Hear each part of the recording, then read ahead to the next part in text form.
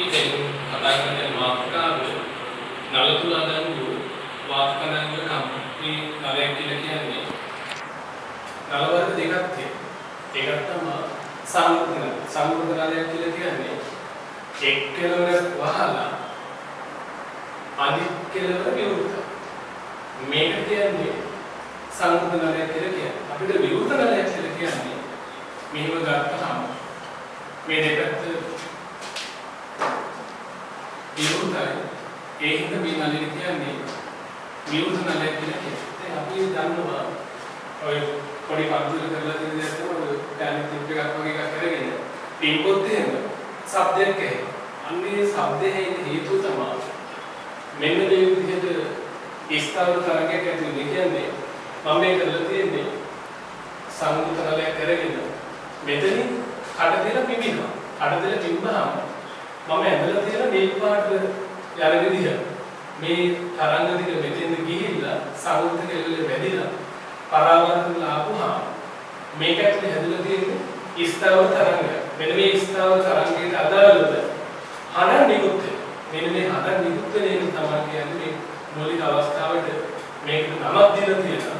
මූලික ස්වරය එහෙම නැත්නම් මේක කියන්නේ මූලික තානීය කියලා. මෙතන හැදලා තියෙන්නේ ස්ථාවර තරංගය.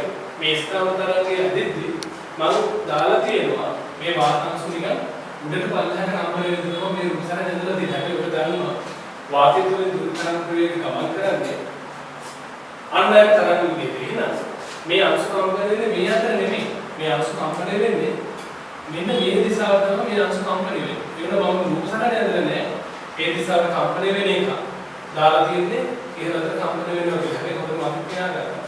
මේ අන්නයන් තරංගින්ද දුර තරංගයේ ගමන් කරන දිශාවට සමාන්තරව තමයි මේ අංශු කම්පණය වෙන්නේ. දැන් ඊට පස්සේ අපිට මේ මූලික ස්වරයට හරියන්න අපේ භෞතික විද්‍යාවේ විසින් නිර්දේශය මේක සමීකරණයක් වුණා ගන්න පුළුවන්. මේකේ සමීකරණය වුණා ගන්න ගියපුවාම මේ තියෙන්නේ ගන්න පුළුවන් අඩුම සංඛ්‍යාවක් තියෙන සූර්යය තමයි මේ ඇදලා තියෙන්නේ. ඔයාලා දන්නවා මෙතන තියෙන්නේ ලැම්ඩා 1කින් 4 එකක්. මොකද අපි දන්නවා ලැම්ඩා එකක් කියලා කියන්නේ කොහොමද?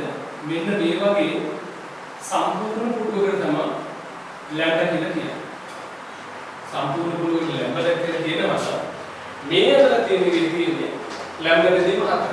එහෙනම් ලැම්ඩා සමානයි 4යි. අපි ඊට පස්සේ ඕනම පොදු තරංග චලිතය යොදා ගන්න සමීකරණය v සමාන f ලැම්ඩා.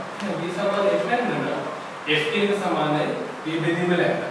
මේ ලැම්ඩා 4යි ලැම්ඩා පස්සේ f ඩොට් කියන සමානයි v බෙදීම 4යි කියලා. මේ තියෙන්නේ මූලික ස්වරයට අදාළ සංඛ්‍යා දෙක තමයි f ඩොට් සමානයි v බෙදීම 4යි කියලා ලියලා තියෙන්නේ. ඒක සැපුගත කරලා තියෙන්නේ. මේ නලයම අරගෙන මම කරලා තියෙන්නේ මොකද්ද? මේකට වඩා වාතය තදින් පිබෙනවා. තදින් පිබුණාට පස්සේ අපිට මේක අමතරව තව මේකේ හඬවල් නිකුත් කරගන්න පුළුවන් දෙන්නේ තව කීකම මම මේ දාලා තියෙනවා. ඊට පස්සේ ලැබෙන එක තමයි මේ තියෙන්නේ. දැන් මේක දාලා තියෙනවා මේකට නමකුත් දීලා තියෙනවා. මේ පළවෙනි උපරිතාණය එහෙම නැත්නම් තුන්වෙනි සංවාදය. ඒක මේ අපි මේ උපරිතාණ ගොඩනගලා ගන්නේ පළවෙනි උපරිතාණය කියන හේතුව මේක තනි පුඩුවක් තියෙනවා. ඒ හින්දා තමයි පළවෙනි උපරිතාණය. එහෙම නැත්නම් ප්‍රසංවාද විදිහට මතක තියාගන්න ඕන තුන්වෙනි ප්‍රසංවාද. මේක බලපුවම පේනවා මේකේ මෙන්න මේ වගේ කාලේ කොටස් තුනක් තියෙනවා. ඒ හින්දා තමයි මේක තුන්වෙනි ප්‍රසංවාදය කියන්නේ මේ කොටස් තුනක් තියෙන හින්දා. පළවෙනි උපරිතාණය කියන්නේ මොකද්ද?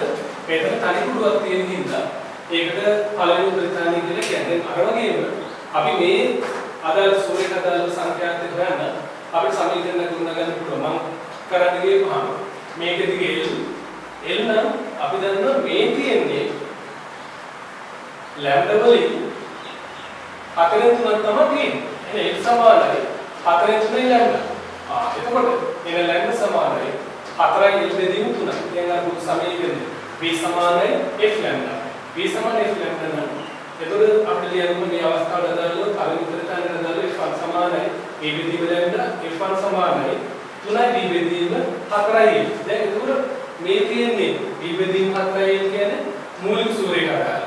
පළවෙනි උපරිතාණයට හරියන්නේ තියෙන 3යි B බෙදීම 4යි. එහෙනම් අපිට ලියන්න පුළුවන් මේ මූලිකේ වගේ පළවෙනි උපරිතාණය ලියන්න පුළුවන් F1 කියන සමානයි 3යි F0. F0 කියන්නේ මොකද්ද? V බෙදීම 4යි මම තව කරන්නේ මොකද්ද මීට තොර ටික තදින් පිබිනවා තදින් පිබ්බට පස්සේ තවත් අවස්ථාවක શબ્දයක් එනවා ඒ හැම શબ્දයකට දාලා නම තමයි දෙවෙනි උපරිතානේ එහෙම නැත්නම් පස්වෙනි ප්‍රසංගවාද දැන් ඔයගොල්ලෝ බලන්න මේකේ කලිපුඩුවක් තිබුණේද පළවෙනි උපරිතානේ මේකේ පුඩු දෙකක් තියෙන හින්දා මේකට කියන්නේ දෙවෙනි උපරිතානේ පස්වෙනි ප්‍රසංගවාදී කියන්නේ හේතුව මේක ගත්තහම පේනවා මේකේ අර කාලේ කොටස් පහක් තියෙනවා ඒ හින්දා මේකට පස්වෙනි ප්‍රසංගවාදී කියලා කියනවා දැන් අපි පස්වෙනි ප්‍රසංගවාදී හරියන්නේ සමීකරණයක් කොටගොත් එහෙම මෙතන සම්පූර්ණ ලැම්ඩා එකක් තියෙනවා ඒ කියන්නේ හතරෙන් එකේවා හතරකුයි මෙතන තව කාලක් තියෙනවා එහෙනම් මුලෝකගේ එකතු කියලා කියන්නේ L කියන සමානයි 5යි ලැම්ඩා බෙදීම 4යි එහෙනම් අපි ලැම්ඩා කියන සමානයි 4යි L බෙදීම 5යි මේ සමානයේ ලැම්ඩා සමීකරණය දැනුනහම F2 කියන සමානයි V බෙදීම 4යි L බෙදීම 5 අපිට එන සමීකරණය ලැබුණා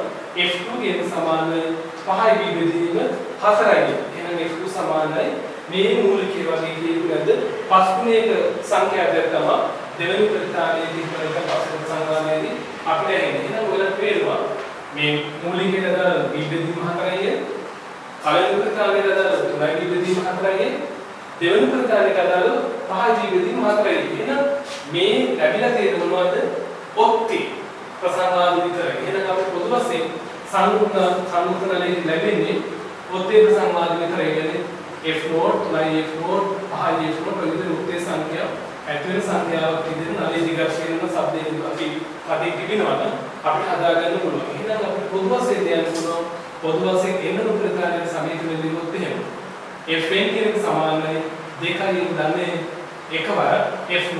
මේ F0 කියලා කියන්නේ මොකද්ද? V බෙදීම 4යි. එහෙනම් අපිට මේ එන උපරිතානයේ කියන ප්‍රසංවාදයේ නම් තමයි 2යි දන්නේ 1. එහෙනම් දැන් අපිට මේ උදාහරණයක් විතර ලියන්න පුළුවන් මේ සංයුක්ත නලයක 7 වෙනි උපරිතානයේ අදාළ සමීකරණ ලියන්න කියලා කිව්වොත් එහෙම සංයුක්ත නලයක 7 වෙනි උපරිතානයේ ලියන්න කියලා ගත්තොත් අපිට සමීකරණ ලියන්න තියෙන කොහොමද මේ පොදු සමීකරණ ලියා ගන්නවා F7 කියලා ලියාගත්තා 2යි දන්න එක ලියුව F0 එතකොට n කියලා කියන්නේ අපි දන්නවා n 7 එහෙනම් අපේ සමීකරණය මොකක්ද 2 වැඩි කිරීම 7 දාන 1 F0 එහෙනම් අපේ සමීකරණය 15යි F0 කියලා තමයි ලැබෙන්නේ ඕනෝක තමයි මේ 7 වෙනි උපරිතානයේ අදාළව පැමිණ සංඛ්‍යාවේ F0 තෝරන අපිට ලියන්න පුළුවන් V බෙදීම 4යි L ඔය විදිහට තමයි සංයුක්ත නල්වල මේ ප්‍රසංගාවකට සමීකරණ ගොඩනගන්නේ. අපි ඊළඟ මාතෘකාව විවෘතන. එතකොට මේ විවෘතනලයක අපිට ගැටලුවක් කියනකොට මොකද දැන් සංයුක්ත නලයක් ගත්තා නම් සංයුක්ත නලයක නම් අපි දන්නවා මෙතනින් කට කියලා පිළිනවා මෙතන තමයි කට කියලා පිපින්නේ. කියනකොහම මේ වාක්‍ය මෙතෙන් ගිහිල්ලා වැදිලා පරාවර්තනලා ඉඳලා පොකට් ලිස්තාව තරගයක් ඇති වෙනවා. හැබැයි දැන් අපිට ගැටලුවක් එනවා. මේ විවෘතනල කියලා කියන්නේ නලයේ දෙපැත්තම විවෘතව තියෙනවා. දැන් අපි මෙතනින් කට කියලා පිළිබඳනම් මෙතන පිළිනවා නම් මේක මෙතන ගිහලා වැදෙනකොට මෙතන ගිහලා වැදෙන්න තියෙන්නේ මොනවා හරි සමුද්‍ර පැත්තේ සමුද්‍රයේ පැත්තක් නැහැ. හැබැයි මේක තේරුම් ගන්න ඕන වැදගත් කාරණාව තමයි අපි දන්න මේ නලය ඇතුළේ තියෙන වාතය. මේ නලය ඇතුළේ වාතය කියනවා එළියේ වාතය තියෙනවා. මේ එළියේ ඇතුලේ වාතය තිබුණාම මේ ඇතුලේ උෂ්ණත්වය मान P1 කියලා ගත්තොත් මේ ඇතුලේ තියෙන වාතය ඝනත්වය ρ එක නම් ඊට පස්සේ P2 P1 කියලා ගන්නවා. ඔය තියෙන අභ්‍යන්තරයේ තියෙන වාතයේ උෂ්ණත්වය ඝනත්වය පීඩනය. තවුනක් අපිට ගන්න පුළුවන් වාතයේ සාන්ද්‍රණය කියන එක සලකන්න පුළුවන්. ඊට පස්සේ මේ එළිය වාතය ගත්තාම එළිය වාතය උෂ්ණත්වය T2 ඝනත්වය ρ2 පීඩනය P2 ඔය කියන සාන්ද්‍රණයේ එළියේ ඔය දානවා මේ අභ්‍යන්තරයේ තියෙන එකේ උෂ්ණත්වය පිට උෂ්ණත්වයට වඩා සාමාන්‍යයෙන් වැඩි වෙනවා. ඒකට හේතුව වෙලා තියෙන්නේ මොකද්ද? පිටින් වාතය ඇතුළට එන්නේ නැතිනම් මේ අභ්‍යන්තර උෂ්ණත්වය වැඩි. ඒ උෂ්ණත්වය වැඩි කියලා කියන්නේ අභ්‍යන්තරයේ තියෙන වාතය ඝනත්වය අඩුයි. එළිය ගත්තාම උෂ්ණත්වය අඩුයි, වාතය ඝනත්වය අඩුයි. වාතය ඝනත්වය වැඩි හින්දා ඔයාලා දන්නවා මේ අභ්‍යන්තරයකයි පිටේකයි අතර මේ හරිය හැදෙනවා. වාතයෙන් හැදෙන පටලයක් වගේ එකක් හැදෙනවා. මෙන්න මේ පටලේ වගේ එක හැදුනාට පස්සේ තමයි මෙතන වාතයේ තිබ්බට පස්සේ මේ යන අන්වයන් තරංගෙ විහිදෙල වැඩිලා ආයතනය පරාවර්තන වෙලා ස්ථාවර තරංගයක් ඇති වෙනවා. ඒ විදිහට තමයි විවෘත නලයක ස්ථාවර තරංගයක් ඇති වෙනවා. අපි සංවෘත නල වගේ ඉන්නවා. මේකේ අපිට කතා කරන්න පුළුවන් මූලික සූර්ය කියලා එක අවස්ථාවක් තියෙනවා. ඊළඟ තමයි පළවෙනි උපරිතානේ, දෙවෙනි උපරිතානේ අර වගේම මේකෙදිත් අපිට වාතයේ පිබෙන වේගය වෙනස් වෙන අපිට නෙගටිව් කරන්න පුළුවන් සංඛ්‍යාද වෙනස් කරන්න පුළුවන්. ඒක අපි පළවෙනි අවස්ථාව ගන්න තියෙන මූලික සූර්ය. එහෙම නැත්නම් මූලික තානේ. ඒකට මේකෙදි දිගේ කියලා ගන්න තියෙනවා. එහෙනම් අපි දන්නවා මේ තියෙන්නේ මුළු භාගයේ කාලය කොටස් දෙකක්.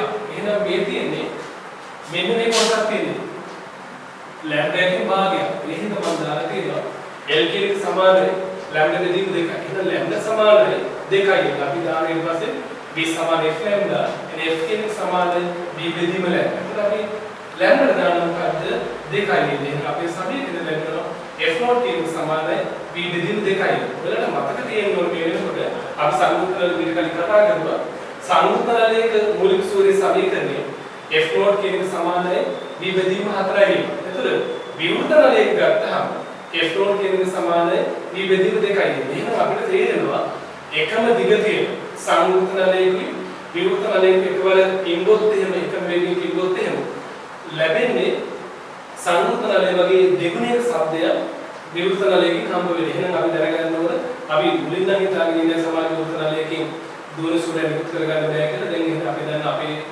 A-level syllabus එකෙන් අපිට ඉගෙන ගන්න තියෙනවා. විවෘත නලයකින් සංයුක්ත නලයකට වඩා වැඩි සූර්යයක් තියෙන සංඛ්‍යාවක් නිකුත් කරගන්න පුළුවන්. ඊට පස්සේ අපි අර කලින් විදිහටම මේ විවෘත නලයකට වාතයේ විවිධ වේගය වැඩි කරනකොට අර වගේම අපිට උපරිතන ලබා ගන්න පුළුවන්. මම ඊට පස්සේ දාලා තියෙනවා පළවෙනි උපරිතනයේ දෙවෙනි ප්‍රසංවාදය. දැන් මේක ගන්න ගියපුවාම පළවෙනි උපරිතනයේ කියන්නේ සම්පූර්ණ පුරුවක් තියෙනවා. දෙවෙනි ප්‍රසංවාදය කියලා අරන් තියෙන්නේ කොහොමද?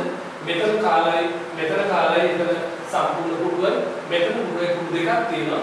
ඒ හින්දා දෙවෙනි ප්‍රසංවාදයේ බලපෑම තියෙන පළවෙනි එක පුරුවක් හින්දා පළවෙනි උපරිතනයේ කියලා කියන එක මෙතන තියෙන්නේ ලැම්ඩා එකක් තියෙනවා. ඒකේ සමානයි ලැම්ඩා. එන ලැම්ඩා සමානයි අපිට ලැබෙන සමීකරණය F1 කියන සමානයි B බෙදීම L කියලා ලැබෙනවා. ඒකට මේ විවෘත නලයේ මූලික සූර්ය වගේ දෙගුණයක ශබ්දයක් ලැබෙනවා පළවෙනි උපරිතනයේ. ඊට පස්සේ තියෙන මොකද්ද? දෙවෙනි උපරිතනය. එහෙම නැත්නම් දෙවෙනි උපරිතනයේ තමයි තුන්වෙනි ප්‍රසංවාදයේ ඒකේ බලන්න මේ දෙවෙනි උපරිතනය කියන්නේ හේතුව සම්පූර්ණ පුරු දෙකක් තියෙනවා. හැබැයි මේ කාලය එකතු වුණාම තව සම්පූර්ණ පුරුවක් එනවා. ඒකින් දෙකට කියන්නේ මොකද්ද? තුන්වෙනි ප්‍රසංවාදයේ කියලා කියන්නේ. ඒක අපිට කියන්න පුළුවන්. මේකට අදලා ගත්තාම මෙතන තියෙනවා ලැම්ඩා එකම. ඒකින් තමයි දෙලා තියෙනවා L කියන සමානයි 3යි ලැම්ඩා බෙදීම 2යි.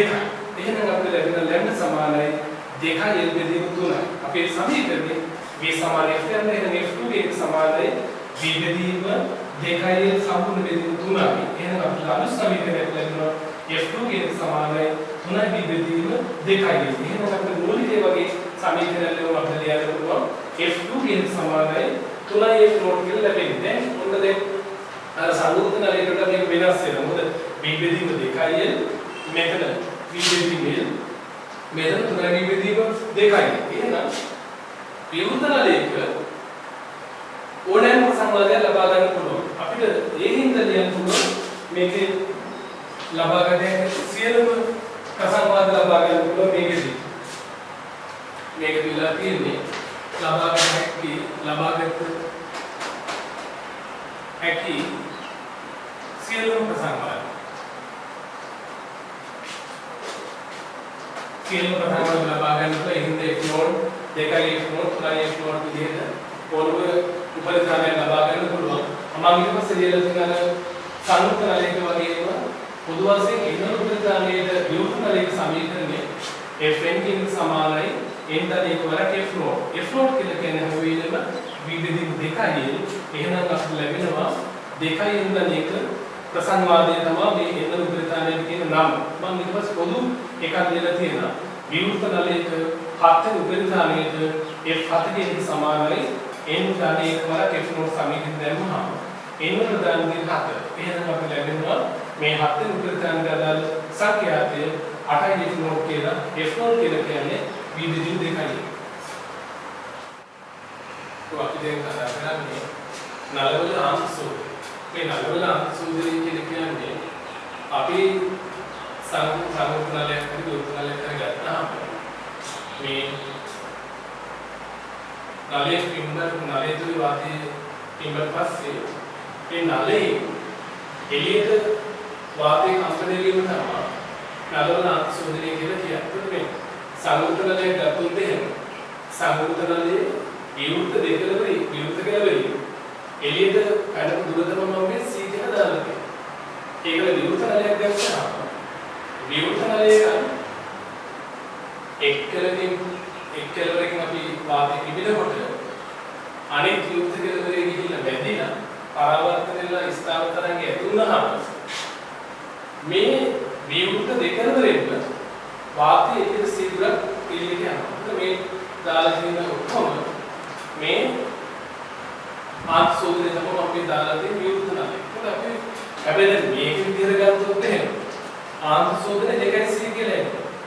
මේක විදිහට දුෂ්කරණ විදිහට ගත්තොත් එහෙම 4C කියලා. හැබැයි අපි මේ අපේ සිද්ධාන්තවලදී සංයුක්ත නලයක ආත් සෝදනය අපේ සමීකරණයට එකතු කරන්න ගියපුවාම අපි L ධන C එකතු කරන්නේ 2C එකතු කරන්නේ L ධන C එකතු කරන්නේ. ඊට පස්සේ විවෘත නලවලදී L ධන 2C. ඒ කියන්නේ අතර මේක අරන් තියෙන්නේ මේ CC එකතු කරලා 2C දෙකෙන් බෙදලා ගත්තම C වෙනවා. සාමාන්‍ය වගේ අරන් තියෙන්නේ. විවෘත නලයක 4C දෙකෙන් බෙදලා ගත්තම 2C එකයි L ධන 2C කියලා විවෘත නලයක අංශෝදනය එකතු කරන්නේ. අපිට එහෙනම් මේකෙන් පොදු සමීකරණ හදාගන්න පුළුවන්.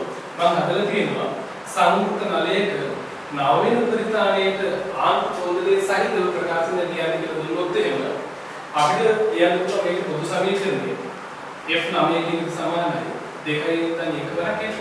මේ F0 කියන එක සමානයි B බෙදීම 4යි L ධන C. එතකොට B කියලා කියන්නේ වාතයේ දුරතරංග ප්‍රවේගය, L කියලා කියන්නේ නලයේ දිග, C කියන්නේ ආන්ත සෝදනය. එහෙනම් අපි මේ සමීකරණ ආදේශ කරපුවාම මේ n 9 දැම්මම දෙවරක් 9 18 19 එන අපිට ලැබෙනවා 19 විභජීම 4 වරක් L ධන C කියලා. ඉතින් ඒ අනුව පොදු වශයෙන් ඕනෑම සංයුක්ත නලයක සමීකරණයක් අපිට අනුසෝදනය දාලා ලියන්න ඉදොත් එහෙම මේ පොදු සමීකරණය උදාහරණයක් වල ඒකට අදාළ උපරිතන අදාළව ලියන්න පුළුවන්. ඒ සංඛ්‍යාවට අදාළ සමීකරණය. ඒ වගේම මම දාලා තියෙන විවෘත නලයක තුන්වෙනි උපරිතනයේ අනුසෝදනයේ සහිතව ලියන්න කියලා දුන්නාම අපේ පොදු සමීකරණය F3 ගෙන් සමානයි n ධන එකවරක් F0. එතන මේ F0 කියලා කියන්නේ B බෙදීම දෙකවරක් L ධන C. L කියන්නේ නලයේ දිග, C කියලා කියන්නේ අංශෝදනය, B කියලා කියන්නේ වාතයේ දුරතරංග ප්‍රවේගය. දැන් අපිට මේ F3 ගෙන් සමාන වෙන n තුන දැම්මම 3 වරක් 1 3යි 1යි 4යි 4යි බෙදීම දෙකවරක් L ධන C. එහෙනම් F3 ගෙන් සමානයි 2යි B බෙදීම L ධන C. ඊපස්සේ අපිට තව තියෙන එක සම මේක දැනගන්න ඕන දෙයක්. මේ නලයේ අංශෝදනය කියන එක ඒ හරස් කරාගේ අනුලෝම සමානුපාතික නලයේ හරය වැඩි වෙනකොට අංශෝදනය කියන එක වැඩි වෙනවා. නලයේ අඩු වෙනකොට අංශෝදනය කියන එක අඩු වෙනවා. එහෙනම් අපිට ලියා ගන්න ඕන ටික සමීකරණයක විදිහට C අනුලෝම සමානුපාතිකයි R කියන නලයේ හරය C කියන්නේ නලයේ අංශෝදනය. අපිට තව එකක් නිගමනයකට එන්න පුළුවන්. ආයේ සමාන ගලවල ආන්සෝදනයේ සමානයි කියලා කියන්න පුළුවන්. ඊළඟ මාතෘකාව අනුනර්ධන පරීක්ෂණය. මේ අනුනර්ධන පරීක්ෂණයේ මේ වාදනයේ වාදී දුරතරංග ප්‍රවේගය ඒ පරීක්ෂණය කරද්දී වෙන ආන්සෝදනය තමයි මේ අනුනර්ධන පරීක්ෂණයේ වාදනවල මේ පරීක්ෂණය කරන්න ගියපුවම අපේ සිලබස් එකේ ක්‍රම දෙකක් තියෙනවා.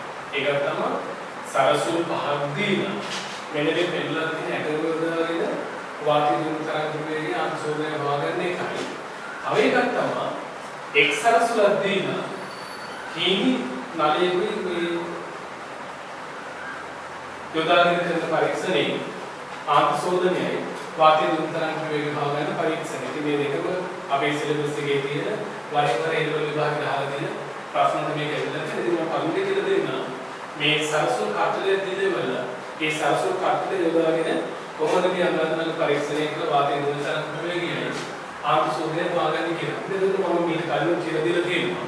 සරසුන් කට්ටලයක් ගත්තාම මේ සරසුන් කට්ටලේ එක එක සංඛ්‍යාවක් දෙන සරසුන් ගොඩක් තියෙනවා. මේ සරසුන් ටිකේ අපි ගන්න ඕනේ සරසුන් වලින් වැඩිම සංඛ්‍යාවක් තියෙන සරසුන් තමයි පරීක්ෂණය කරන්න ගන්නේ.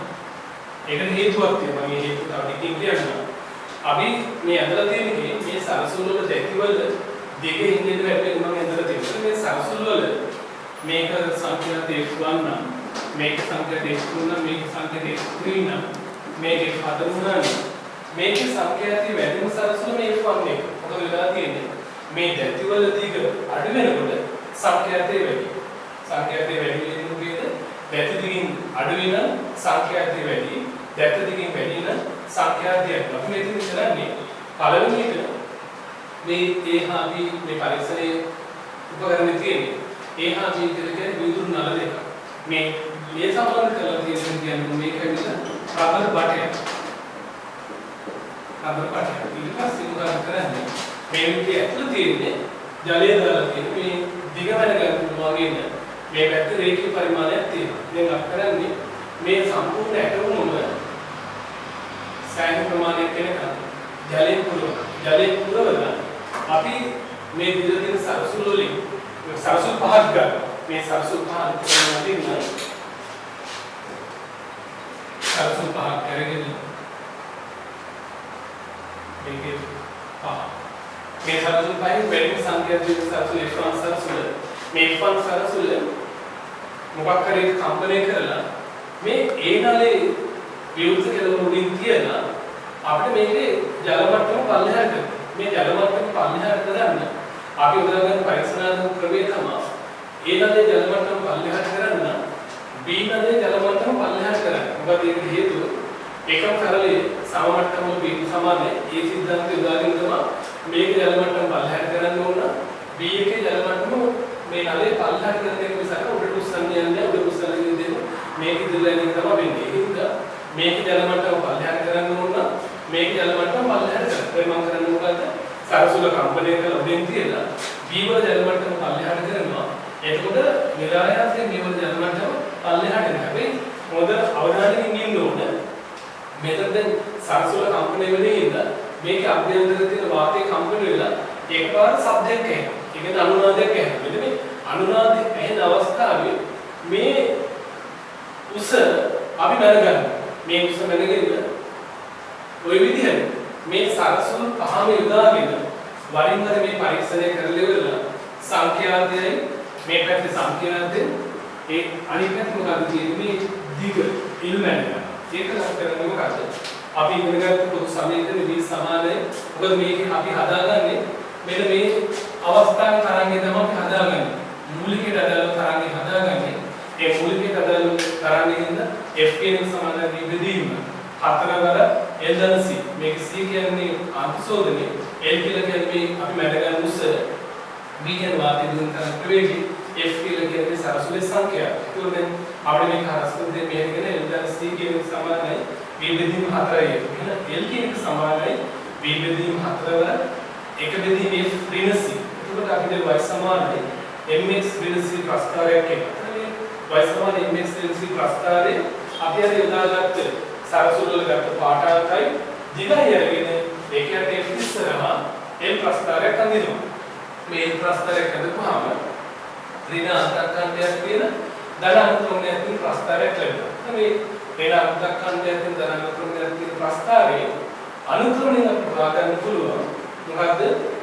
වාතයේ තුන්තරක ප්‍රවේගය. ඒ අඳින ප්‍රස්ථාරයේ අන්තක්ඛණ්ඩය හොයාගන්න පුළුවන් මේ නලයේ ආන්තසෝදනය. ඒ විදිහට තමයි පරීක්ෂණය කරන්න තියෙන්නේ. අපි පාසල් ආරම්භ වුණාට පස්සේ මේ පරීක්ෂණයේ පරීක්ෂණාගාරය කරමු. ඊට පස්සේ තියෙන මොකද්ද? දැන් මෙතන සරසුල් පහයි මේ අටුමත් එක තමයි මේ පරීක්ෂණය කරලා වාතයේ තුන්තරක ප්‍රවේගයයි ආන්තසෝදනය කරන්නේ. ඊට පස්සේ අපිට දීලා තියෙන්නේ එක නලයක් විතර එක සරසුලයි එක නලයක් දිලා ආයතනයක් අපිට කියන වාතයේ තුන්තරක ප්‍රවේගයේ ආන්තසෝදනය කරන්න කියලා. අර විදිහෙන් මේ පරීක්ෂණයක් කරන්නේ මේක වෙනස්. මෙතන කරන්නේ මොකද්ද? මෙතන තියෙනවා වීදුරු නලය. මේ වීදුරු නලේ වටේ තියෙන තව උස වීදුරු නලයක්. අපි කරන්නේ මොකක්ද? මේ වීදුරු නලය ජලය ඇතුළේ තියෙන වීදුරු නලය ජලය යටටම ගෙනියනවා. ජලය යටටම ගෙනිහිල්ලා නලය මෙතනින් තියෙන මේකෙදි අර විදිහටම මේක වගේම ඒ දීපුස වැඩ ගන්න පුළුවන් වෙන්නේ. මේ පැත්තේ රේඛී පරිමාණයක් තියෙනවා. මම මේ රේඛී පරිමාණය කලින් දුසන්න ඇතුළේ තිබුණේ නැහැ. මේ මාර්ගයේ මේ රේඛී පරිමාණ උපසරණ මේ තියෙන්නේ දිගවල් වැඩ ගන්න පුළුවන් වෙන්නේ. මේ දෙන රේඛී පරිමාණය දෙක අපි මොකක්ද කරන්නේ? මේක ඇතුළට ගිල්ලලා අර විදිහට සරසුල කම්පණය කරලා අර විවෘත කෙලවර උඩින් සරසුල කියලා සරසුලයි නලය දෙක උඩට රැය යනවා. සරසුලයි නලය දෙක උඩට රැය යන ගියපුවාම එකපාරක් ශබ්දයක් ඇහෙනවා. ඒ කියන්නේ මූලිකේ අදාළව මූලික ස්වරයට අදාළව අනුනාද අවස්ථාව ලැබෙනවා. අපි එවෙලදී මෙන්න මේ L1 දිග මැන ගන්නවා. L1 දිග මැන ගන්නවා. ඒකන ආයසරයක් කරන්නේ මොකද්ද? මේ පරීක්ෂණය කරලා මේක තව පාරක් උඩට උස්සනවා. තව පාරක් උඩට ඉස්සුවාට පස්සේ ආයසරයක් පළවෙනි පරිධානයට අදාළව දුවන ස්වරයෙන් නිකුත් වෙනවා. මම ඒ අවස්ථාවට අදාළ දෙක තමයි L2 කට අරන් දෙන්නේ. දැන් අපිට අවස්ථා දෙකක් තියෙනවා. මූලිකයට අදාළව L1 පළවෙනි පරිධානයට අදාළව L2. දැන් එහෙනම් අපිට මේ අවස්ථා දෙක හරියට සමීකරණ දෙකක් ගන්න පුළුවන්. මූලිකයට අදාළව L1 ධන C සමානයි ලම්බ බෙදීම 4යි. අර සාමාන්‍ය දේවල් කුඩු කාලයේ තියෙන්නේ තේන්ද ලම්බ බෙදීම 4යි. ඊළඟ පාරමේ ජීක L2 ආංශික මෙතන තියෙන ලැම්ඩා වලින් 4න් 3ක් කියන 4න් 3 ලැම්ඩා L2 ධන C දෙවෙනි එක. දැන් අපි කරන්නේ මොකද්ද? දෙවෙනි එකෙන් පළවෙනි එක කඩ කරලා පස්සේ L2 වෙන L1 සමානයි භාගය ලැබෙනවා. ලැම්ඩා සමානයි දෙකවර L2 වෙන L1 කියලා ප්‍රකාශනයක් හම්බ වෙනවා. දැන් එහෙනම් අපිට මේකේ L2 L1 ගන්න හින්දා මේක අපිට හොයාගන්න පුළුවන් මේ වෙලාවේදී තරංග ආයාමය කොච්චරද කියලා. මෙතන තරංග ආයාමයේ නියතක එක හේතු දෙනවද? එකම සාසුල ගත්තේ එකම මාධ්‍යයක විදිහට පරීක්ෂණය කරන හින්දා ලැබෙන නියතක. ඊට පස්සේ මොකද මේ සාමාන්‍යයෙන් අපි තරංග චලිත විදාන සමීකරණයේ සමනය ලැබෙන සමීකරණ යොදාගත්තාම අපිට මේකෙන් හොයාගන්න පුළුවන් වාතය දුන් තරංග ප්‍රවේගය. මොකද අපි මේ ගණනය කිරීමේදී මේකේ ලැම්ඩාගේ හොයාගන්නවා මේ සංඛ්‍යාතයේ සාක්ෂි සංඛ්‍යාවේ දාන එකක් කරන්න හින්දා අපි සංඛ්‍යාවේ දානවා මේ සමීකරණ ආදේශ කරගත්තට පස්සේ අපිට බලනවා වාතය දුන් තරංග ප්‍රවේගය හොයාගන්න.